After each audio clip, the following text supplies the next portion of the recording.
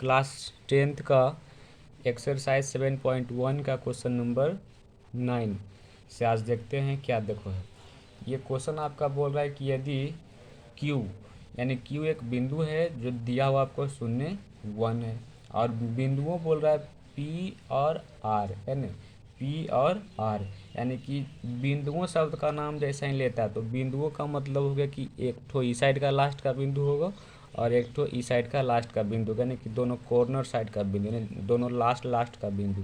बिंदुओं का मतलब हो गया दोनों साइड का बिंदु, और बिंदु का मतलब हो गया बीच का बिंदु। ये सब चीज़ को आप ध्यान रखिएगा। यहाँ पे बिंदु यानी क्यूब है और बिंदुओं बोल रहा है पी और आर, तो बिंदुओं को दोनों साइड में रखते हैं और बिंदु को बीच में रखते हैं। तो यहाँ तक उम्मीद करते हैं समझ में आ गया होगा। अब यहाँ से आगे फिर क्या बोल रहा है, यदि क्यू जो है बिंदु 0 1 और बिंदुओं पी और आर से समदूरस्थ है, तो समदूरस्थ का मतलब दोनों समान दूरी पर स्थित है, यानी पी क्यू का डिस्टेंस और क्यू आर का डिस्टेंस दोनों आपस में क्या होगा, समान होगा। यानी जितना पी क्यू होगा उतना ही क्यू आर होगा, यानी कि दोनों समदूरस्थ जो है प्रश्न से आपको दिया हुआ है। तो x का मान ज्ञात कीजिए, यानी कि जो x का मान है वो हमको निकालना है, x बराबर 8 यानी x का मान हमको निकालना है।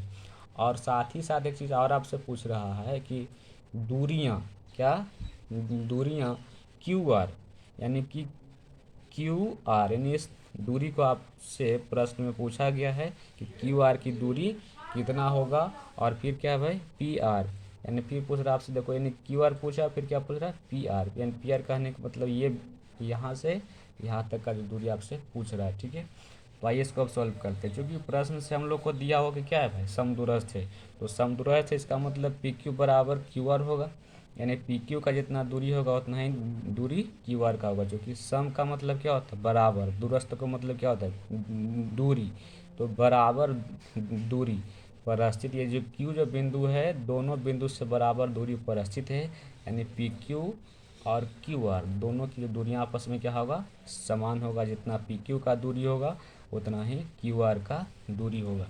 तो आइए इसको अब हल करते हैं आगे। तो यहाँ पे लिख लेंगे कि पी क्यू बराबर क्यू आर, ऐसा क्यों लिख लिया, चूँकि पी क्यू और क्यू आर को प्रश्न में कहा जा रहा है समदूरस्थ है, इसलिए हम लोग लिखेंगे पी क्यू बराबर क्यू आर। चूँकि समदूरस्थ वाले जब भी कंडीशन हो तो ऐसा कंडीशन में ज़्यादातर ध्यान रखिए कि स्क्वायर के रूप में निकालिए तो ज़्यादा अच्छा रहता है। तो चूँकि पी क्यू और क्यू आर आपस में सेम, तो इसका स्क्वायर भी आपस में क्या होगा, सेम ही होगा। चूँकि पी क्यू का दूरी और क्यू आर का दूरी, मान के चलो कि पी क्यू का दूरी कुछ भी आता है, मान लीजिए कि 8 आया होगा, और तो क्यू आर दोनों आपस में सेम है, इसका भी दूरी क्या होगा, 8 ही होगा। तो जब इसका स्क्वायर जितना आएगा 64, तो इसका भी स्क्वायर 64। इस तरह से नहीं कि अगर कोई दोनों जब समान है तब दोनों का स्क्वायर भी आपस में क्या होगा, समान ही होगा। तो पी क्यू का स्क्वायर बराबर क्यू आर का स्क्वायर। ठीक है, तो यहाँ से क्या करेंगे भाई, पी क्यू यानी कि पी से क्यू की दूरी निकालो। तो क्या होगा कि जब स्क्वायर के रूप में है तो यहाँ पे जो दूरी सूत्र में रूट रहता है उस रूट को हमको नहीं लेना है। क्यों नहीं लेना है, क्योंकि जब स्क्वायर के रूप में लिख लिए तो रूट हमको नहीं लिखना होगा, है ना। और अगर इस पी क्यू के रूप में रहता तो हमको यहाँ पे रूट लिखना होता, लेकिन स्क्वायर के रूप में लिख रहे हैं इसलिए रूट नहीं लेना होगा दूरी सूत्र में। ठीक है, तो यहाँ क्या लिख देंगे, 5 - 3, एक्स निर्देशांक में से एक निर्देशांक को क्या करूँ, माइनस करूँ, यानी 5 माइनस का 0 का स्क्वायर हो जाएगा, प्लस ये माइनस का 3 और माइनस का 1 का स्क्वायर हो जाएगा। ठीक है, 5 - 0 का स्क्वायर, फिर -3 - 1 का स्क्वायर, और इस साइड क्या हो जाएगा भाई, इस साइड क्या क्यू आर है, तो क्या कर दो, एक्स में से 0 को घटा दो, तो एक्स निर्देशांक में से एक्स निर्देशांक वाले को घट देंगे, यानी एक्स घटाओ 0, एक्स घटाओ 0 का स्क्वायर प्लस 6 घटाओ 1 का स्क्वायर। ये देखो 5 में से जब 0 घटेगा तो इसका कुछ भी वैल्यू नहीं, 0 का कुछ वैल्यू नहीं है, तो 5 का स्क्वायर केवल हो जाएगा, है ना। और यहाँ पे प्लस -3 - 1 दोनों मिल करके हो जाएगा -4, उसका स्क्वायर बराबर, ये आपका हो गया एक्स स्क्वायर। ये हो जाएगा, देखो 6 में से घटेगा कितना बचेगा, 5, तो 5 का स्क्वायर। इस साइड देखो 5 का स्क्वायर इस साइड भी है और इस साइड भी, दोनों ओर कट जाएगा। ठीक है, ये भी 25 हो जाएगा, ये भी 25 हो जाएगा, दोनों ओर कट जाएगा। ये बचेगा 4 का स्क्वायर कितना हो जाएगा 16 बराबर एक्स स्क्वायर है ना, यानी एक्स स्क्वायर बराबर 16, तो एक्स बराबर √16 हो जाएगा। देखो जब ये स्क्वायर ही साइड हुआ, स्क्वायर को हम छोड़ते हैं तो साइड रूट लगता है, तो जो वो निकलेगा वो एक्स का मान, यानी कि जो 16 का वर्गमूल निकलेगा वो प्लस माइनस में लिखेंगे। ठीक है, एक्स का मान क्या हो गया प्लस माइनस का 4 हो गया। तो हमको एक तो एक्स का मान पूछ रहा था है ना, प्लस में एक्स का मान देखो पूछ रहा था, यहाँ पे एक्स बराबर क्या था 8, यानी तो एक्स का मान अभी कितना है प्लस माइनस 4 है, तो एक आंसर मेरा ये हो जाता है। ठीक है, तो इस तरह से जहाँ पे आपको एक्स दिख रहा था वहाँ पे समझो कि एक बिंदु हम लोग इस रूप में लिख सकते हैं।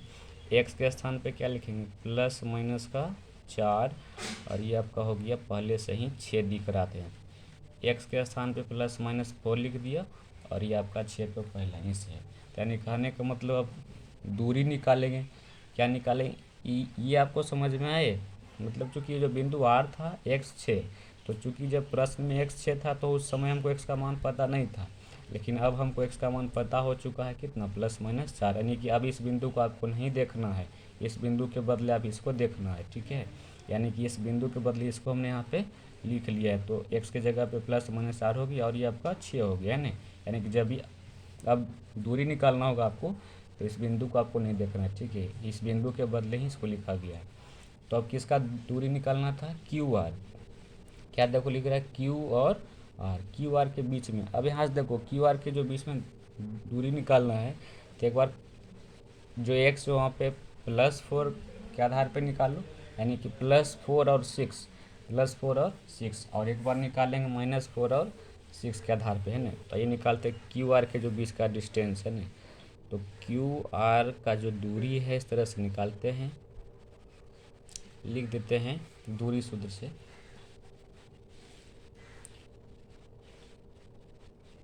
दूरी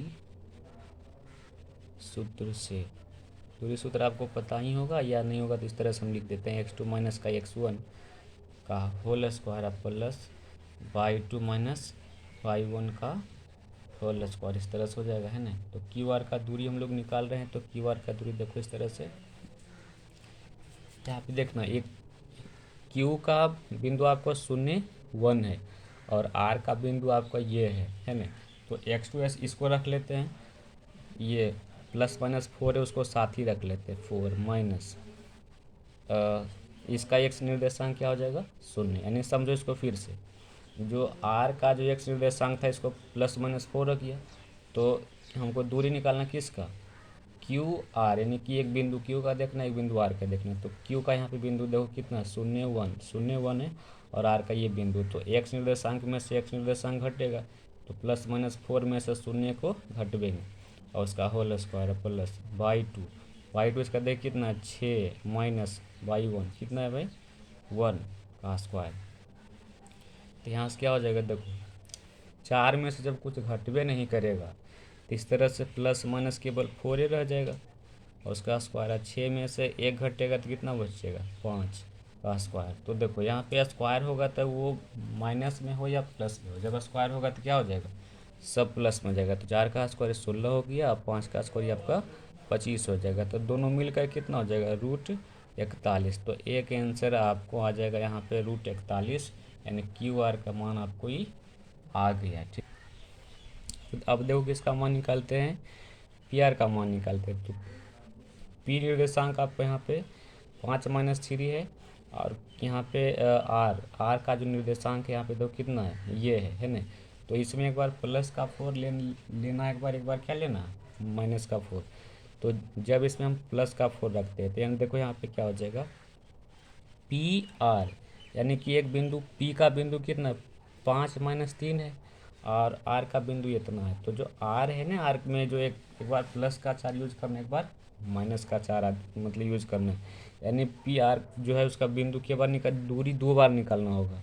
तो क्या कर दे एक बार 4 घटाओ कितना 5, तो 4 घटाओ 5 का स्क्वायर प्लस 6 घटाओ और घटाओ उसमें भी देखो लगा हुआ है 3 में है ना, यानी इसमें देखो 4 और माइनस का 5 उसका स्क्वायर किए, फिर क्या प्लस इसका पाई निर्देशांक 6 घटाओ और इसमें भी देखो घटाओ लगल तो मिल करके प्लस हो जाएगा। इस तरह से ये हो जाएगा आपका। तो 4 में से 5 घटेगा तो कितना बचेगा, -1 का स्क्वायर अब प्लस 6 या 3 कितना हो जाएगा 9 का स्क्वायर, तो -1 का स्क्वायर 1 और 9 का स्क्वायर 81, तो कुल मिला के हो जाएगा कितना 83 हो जाएगा। तो यानी 82 आपका ये आंसर हो जाएगा √82, एक आंसर ही हो जाएगा। लेकिन चूंकि ये जो हम निकाले हैं पी आर का जो दूरी निकाल रहे हैं, तो इसमें जो एक्स निर्देशांक है +4 के आधार पे निकाले हैं। तो अब एक बार फिर से निकालना होगा पी आर का दूरी, पी और आर का दूरी एक बार फिर से निकालना होगा। लेकिन इस बार क्या निकालेंगे, जहाँ पे एक्स निर्देशांक यानी ये पिछले बार +4 लिए थे, इस बार क्या लेंगे -4 लेंगे, ठीक है। तो इसके आधार पे निकालो, ये यहीं से निकाल देते हैं। पी आर का दूरी फिर से निकाल देते हैं, क्या हो जाएगा √, देखो ये यहाँ पे रखेंगे -4 है ना, क्या रखेंगे -4 और इसका मतलब ये क्या होगा -5 इसका स्क्वायर। देखो समझो इस बिंदु को, ये पी और आर के निकाल रहे हैं हम लोग, क्या दूरी पी और आर के बीच के दूरी निकाल रहे हैं। तो इसका हो जाएगा आपका -4 और ये आपका 5। तो -4 में से घटाएंगे किसको, -5 को, है ना। -4 में से घटेगा -5, मतलब एक्स निर्देशांक में से एक्स निर्देशांक घटेंगे, है ना। इस तरह से देखो यहाँ पे लिख दिया। फिर उस तरह से फिर क्या हो जाएगा 6 और माइनस फार्मूला का और माइनस इस बिंदु में है, तो इस तरह से ये आपका स्क्वायर हो जाएगा। तो इसको आगे लिखो, 5 4 कितना होगा -9 का स्क्वायर अब प्लस 6 3 कितना होगा 9 होगा, ये 9 का स्क्वायर। तो 9 का स्क्वायर कितना हो जाएगा भाई, 9 का स्क्वायर ये -9 है, स्क्वायर होने पर 81 हो जाएगा और ये भी आपका 81 हो जाएगा। तो इसको आप लिख सकते हैं कि 81 इसको आप कितना बार 81 हो गया 2 × 81, तो 81 का वर्गमूल कितना हो जाएगा 9 और ये 2 अंदर में रह जाएगा, तो 9√2 आपका इस तरह से आंसर हो जाएगा।